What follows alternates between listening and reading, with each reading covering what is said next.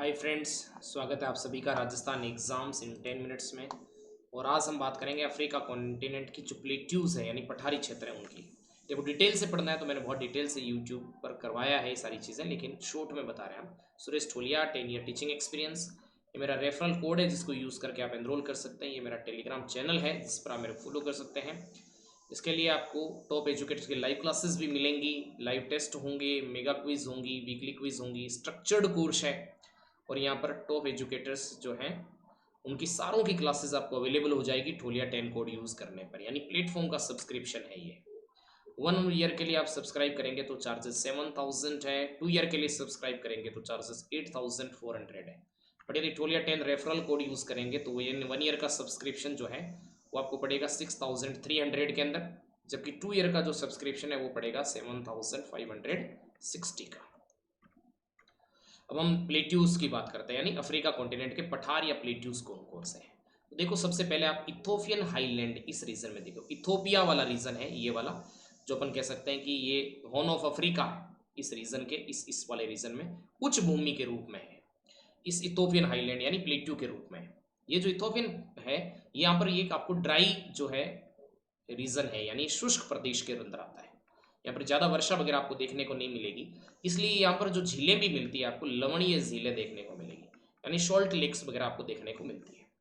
यहाँ पर यदि देखोगे लेक टाना जो है ये मीठे पानी की झील है, जहाँ से ब्लू नदी का ओरिजिन, ब्लू नील का ओरिजिन होता है।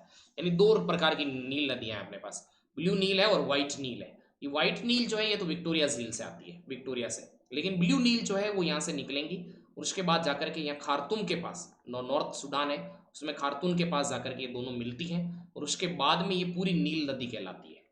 नील नदी जो है ये विश्व की सबसे बड़ी नदी है, आपको पता ही है, सबसे लंबी, सॉरी सबसे लंबी नदी है। उस पर असवान डैम बना हुआ है, लेक नासिर बना हुआ है, ये इजिप्ट वाले रीजन में आपको दिखेंगे। तो ये नील रिवर होगी इसमें। तो यहाँ पर ज़्यादातर आपको जो दिखेगी लवणीय झीलें दिखेगी, और ये हाईलैंड के रूप में ये रीजन याद रखना, उच्च भूमि के रूप में। यहाँ से जैसे सिबेली नदी है, जुब्बा रिवर है जो कि सोमालिया की महत्वपूर्ण नदियाँ हैं। शिबेली नदी के तट पर ही मोगादिशु शहर है जो कि सोमालिया का एक तरीके से कह सकते हैं सोमालिया की राजधानी है, और जुबा की सहायक नदी है शिबेली।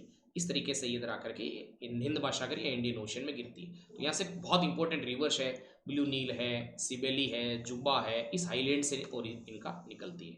इसी तरीके से ये जो सबसे बड़ा पठार है ईस्टर्न अफ्रीकन प्लेट्यू के रूप में जानते हैं इसे, ईस्टर्न अफ्रीकन प्लेट्यू के रूप में जानते हैं। क्षेत्रफल की दृष्टि से देखा जाए या एरिया के पॉइंट ऑफ व्यू से देखा जाए तो ये पठार जो है ये सबसे बड़ा है अफ्रीका के अंदर, इस रीजन के अंदर। इसी रीजन में आपको जैसे किलीमंजारो जो पीक है, किलीमंजारो वो देखने को मिलेगी। इसी तरीके से इसी रीजन में आपको माउंट केन्या देखने को मिलेगा। किलीमंजारो आपको पता ही है कि सबसे highest peak of Africa continent है, यानी अफ्रीका महाद्वीप की सर्वोच्च चोटी है।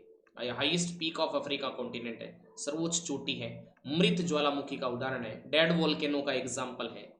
वो तंजानिया के अंदर ये सिचुएटेड है, आपको पता ही है ये बात। माउंट केन्या है ये केन्या के अंदर, ये जो ऊपर वाले रीजन के अंदर। और माउंट केन्या जो है ये second highest peak of Africa continent है, ये भी ज्वालामुखी का ही उदाहरण है एक तरीके से। लेकिन यहाँ इनके ऊपर वाली जो है क्या हाइट ज़्यादा होने के कारण से विश्वत रेखीय क्षेत्र में स्थित होने के बावजूद इन रीजन में आपको इनके ऊपर ग्लेशियर्स या हिमनद के अवशेष देखने को मिलेगा। इस क्षेत्र में जैव विविधता वगैरह भी देखने को मिलती है। इस रीजन में शुष्कता ज़्यादा थी, लेकिन उतनी शुष्कता इस रीजन में नहीं है, और ये जो रीजन है इसमें बारिश होती है ठीक ठाक। तो बायोडाइवर्सिटी या जैव विविधता की दृष्टि से भी काफ़ी फेमस है। माउंट केन्या वाला रीजन यदि आप देख लोगे तो चाय की खेती के लिए, चाय की कृषि के लिए काफ़ी फेमस है, यानी चाय की जो खेती होती है उसके लिए विश्व स्तर पर प्रसिद्ध है केन्या। इसी तरीके से यहाँ पर यदि तंजानिया वाले रीजन में देखोगे तो कुछ आइलैंड्स भी है, पेम्बा और जांजिबार, जो कि क्लो आइलैंड्स के रूप में जाना जाता है। ये विश्व रेखीय क्षेत्र में स्थित है। इसी तरीके से एक पठार है कटांगा प्लेट्यू। इस पर कटांगा प्लेट्यू जो है ये कोंगो रिपब्लिक और जाम्बिया में स्थित है, और ये तांबे और कोबाल्ट जैसे खनिजों के लिए महत्वपूर्ण है, जाना जाता है। और इसी पठार से जो है आपके पास कोंगो रिवर है उसका ओरिजिन होता है मितुम्बा पर्वत के पास से, और ये कोंगो जायरे के रूप में कहलाती है, जिसमें एक डेमोक्रेटिक रिपब्लिक कोंगो है और एक कोंगो है, उन दोनों से होकर के कोंगो रिवर बहती है। और इस तरीके से विश्वत रेखा को ये नदी जो है ये 2 बार कट करती है, जिसका ओरिजिन कटांगा पठार से ही होता है। ज़्यादा ये तांबे के लिए जाना जाता है, याद रखना, तांबे के लिए इसका काफ़ी महत्व है या इंपॉर्टेंस है। इसी तरीके से बी प्लेट्यू है आपके पास। बी प्लेट्यू जो है ये अंगोला के अंदर है। बी प्लेट्यू कहाँ पर मिलेगा आपको?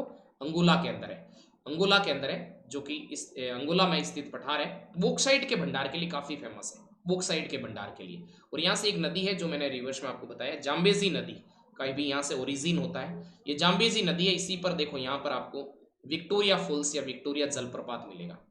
इसी नदी के ऊपर विक्टोरिया फॉल्स मिल जाएगा आपको, और यहीं पर आपको एक लेक करीबा भी मिल जाएगी, लेक करीबा यानी करीबा झील मिल जाएगी, और यहीं पर आपको करीबा बांध या डैम भी मिल जाएगा। तो इसी जाम्बेजी नदी के ऊपर ये फिर आकर के यहाँ पर ये मोजाम्बिक चैनल में आकर के, मोजाम्बिक चैनल है उसमें जाकर के ये गिरती है, मोजाम्बिक चैनल के अंदर। तो याद रखना आपको जाम्बेजी रिवर बी के पठार से, जो कि बॉक्साइड के लिए, बी से बॉक्साइड के लिए काफी फेमस है। और ये कटांगा है, ये कॉपर के लिए, कैसे याद रख लो, तांबा कैसे कॉपर, इस तरीके से। इसके आगे आएंगे तो यहाँ पर ग्रेट कारू पठार है, जो कि सोना के लिए, प्लेटिनम के लिए, हीरा के लिए, अफ्रीका के अंदर, दक्षिणी अफ्रीका के अंदर है। इसी पठारी रीजन में जैसे आप एक देखोगे तो किम्बरले खान है, किम्बरले की खान है। जो किम्बरले खान है ये किसके लिए फेमस है आपको पता ही है, विश्व स्तर पर डायमंड के लिए फेमस है, यानी विश्व स्तर पर हीरे के लिए फेमस है, डायमंड के लिए जानी जाती है विश्व स्तर पर। इसी तरीके से ऊपर आ जाओगे तो जोहान्सबर्ग मिलेगा आपको, जोहान्सबर्ग है, ये जोहान्सबर्ग नया शहर है, इसी पठार का भाग है। इस रीजन में जोहान्सबर्ग है, यहाँ पर सोना या गोल्ड जो है वो बहुत ज़्यादा मिलेगा आपको। तो गोल्ड के लिए जोहान्सबर्ग जाना जाता है, डायमंड के लिए जाना जाता है, प्लेटिनम वगैरह के लिए। ये जो क्षेत्र है अफ्रीका वाला, जिसका कारू जो आपके पास में प्लेट्यू रीजन है, उसमें इस तरह की चीज़ें आपको ज़्यादा देखने को मिलेगी। इसी तरीके से इस रीजन में आप देखोगे तो फाउटा डेज़लोन है, ये प्लेट्यू है, जो कि एक तरीके से गिनी देश है उसमें स्थित है।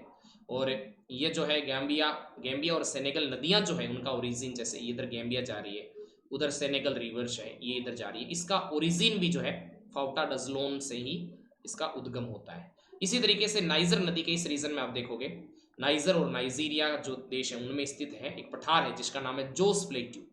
ये जोस प्लेट्यू है, इसमें टिन के भंडार के लिए, जैसे वहाँ साउथ अमेरिका में टिन के भंडार के लिए बोलीविया जाना जाता था, उसी तरीके से यहाँ पर जोश पठार है। माउंट कैमरून इसके इस साइड में स्थित है, जो कि अफ्रीका महाद्वीप की एकमात्र सक्रिय ज्वालामुखी है, एकमात्र सक्रिय ज्वालामुखी। ज्वालामुखी तो और भी है, लेकिन अफ्रीका कॉन्टिनेंट में एकमात्र एक्टिव वोल्केनो का एग्जाम्पल है आपके पास माउंट कैमरून। इस क्षेत्र में काफी वर्षा भी होती है, पर्वतीय वर्षा होती है, तो ये क्षेत्र काफी आर्द्र प्रदेश के रूप में या ह्यूमिड रीजन के रूप में जाना जाता है। तो एक बार एक सेकंड में आपको सारी चीजें दोबारा रिकॉल करवा देता हूँ। इथोपियन हाईलैंड है, शुष्क परिस्थितियां होती है, लवणीय झीलें मिलेगी, लेकिन लेक टाना मीठे पानी की झील है और यहाँ से ब्लू नदी निकलती है। इसी तरीके से और भी यहाँ से ओरिजिन होता है शिबेली और जुबा का, जो सोमालिया की महत्वपूर्ण नदियां हैं। शिबेली के तट पे मोगादिशु स्थित है और ये जुबा के अंदर जाकर के मिलती है, फिर ये इंडियन ओशन में जाके गिरेंगी। इसी तरीके से ईस्टर्न ये प्लेट्यू है, इस रीजन में किलिमंजारो भी मिलेगा, माउंट केन्या भी मिलेगा। किलिमंजारो और माउंट केन्या दोनों ही वोल्केनो है, लेकिन एक्टिव वोल्केनो नहीं है। माउंट किलिमंजारो जो है ये अफ्रीका महाद्वीप की सबसे ऊंची चोटी है, एग्जाम में बहुत बार इससे क्वेश्चन पूछा जाता है। माउंट केन्या है, ये चाय वगैरह के लिए फेमस है, ये रीजन वनस्पति वगैरह के बायोडाइवर्सिटी के पॉइंट ऑफ व्यू से काफी महत्वपूर्ण है, इसे विश्व धरोहर क्षेत्र के अंदर भी सम्मिलित किया गया है। उसके बाद आप आगे होगे तो कटांगा प्लेट्यू या कटांगा पठार मिलेगा आपको इस रीजन में। कटांगा प्लेट्यू रीजन जो है वो कॉपर के लिए, तांबे के लिए और कोबाल्ट के लिए काफी फेमस है, और इस रीजन से एक नदी का ओरिजिन होता है जिसका नाम कोंगो रिवर है, जो कि एक तरीके से विषुवत रेखा को 2 बार कट करती है। इसके बाद यदि इधर आओगे तो बी प्लेट्यू है, जो कि अंगोला के अंदर सिचुएटेड है, यहाँ से एक रिवर का ओरिजिन होता है, उस रिवर का नाम जाम्बेजी नदी है, जो जाकर के यहाँ पर आपके मापुतो की खाड़ी में जाकर के, सॉरी मोजाम्बिक चैनल के अंदर जाके गिरेगी। इस पे विक्टोरिया फॉल्स बना हुआ है और आपके पास में लेक करीबा डैम बना हुआ है, ये आपको ध्यान रखना है। जो कारू जो आपके पास में पठार है यह दक्षिणी अफ्रीका के अंदर है। किम्बरले जो डायमंड की खान हो गई आपके पास में, जोहान्सबर्ग हो गया सोने की खान हो गई, वो सब यहीं पर सिचुएटेड है। जोस प्लेट्यू इस रीजन के अंदर स्थित है, जो कि एक तरीके से टिन के भंडार के लिए, फोर्टा डजलोन भी इसी सिचुएशन इस रीजन में है, जहाँ से सेनेगल और गैम्बिया रिवर्स का ओरिजिन होता है। 1 ईयर का सब्सक्रिप्शन है ये 7000 का है, 2 ईयर का जो सब्सक्रिप्शन है 8400 का है, लेकिन ठोलिया 10 कोड यूज करने पर आपको 1 ईयर 6300, 2 ईयर का 7560 में मिल जाएगा। आप मेरे से कांटेक्ट कर सकते हैं इस नंबर पे, किसी तरह का इशू हो अपने दोस्तों के साथ शेयर करिएगा, सब्सक्राइब करिएगा। धन्यवाद, थैंक यू वेरी मच।